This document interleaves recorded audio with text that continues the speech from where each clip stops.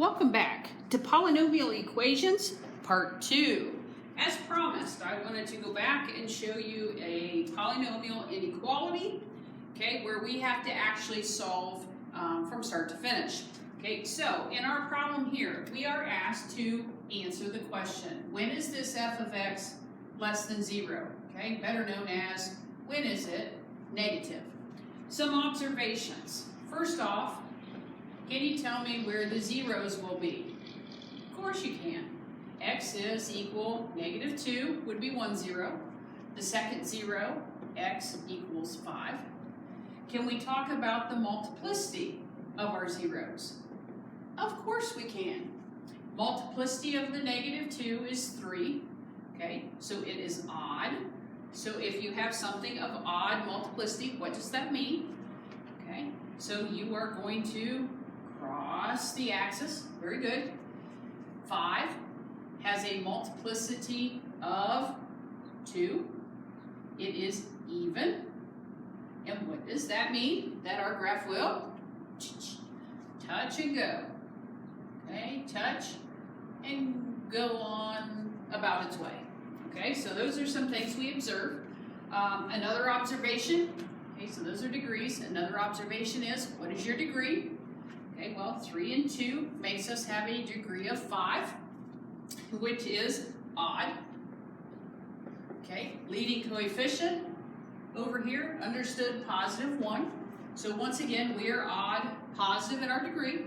If we think about the end behavior on an odd positive, we have a little wiggle going on like that, where the end behaviors are negative infinity and positive infinity. Okay, so let's take a look at our sign chart. Putting on the zeros, I'm at negative 2 and over here at 5. Thinking about negative infinity and positive infinity. And once again, the question is, when is f of x less than 0? Okay, when is f of x less than 0?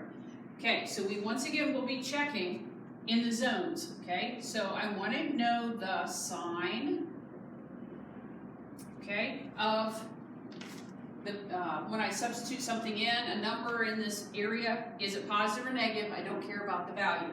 So like in this section here, if I put in a negative 5, me and my 5s here, right? I have a negative 5 in both spots. Okay, well, anything squared is going to be positive, so that's kind of takes care of itself. Over here, I am going to have a negative cubed. Well, a negative cubed is a negative. So in this first zone, we are negative, from negative infinity to negative 2.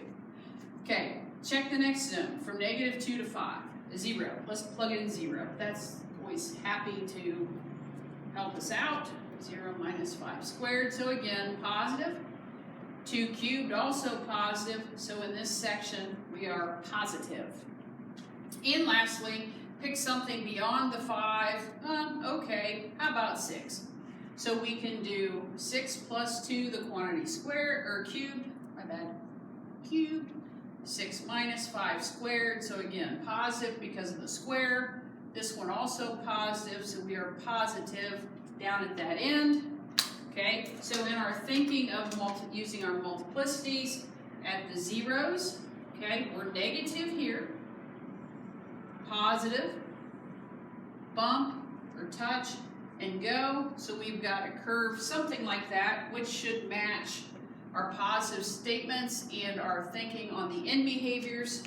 So to answer the question, when is this function negative or less than 0, we are over here from negative infinity to negative 2, close the parenthesis, and we are finished. Okay, so that's tying together lots of thoughts, but it is a way to answer our polynomial inequality. Okay, that's it for this show. See ya.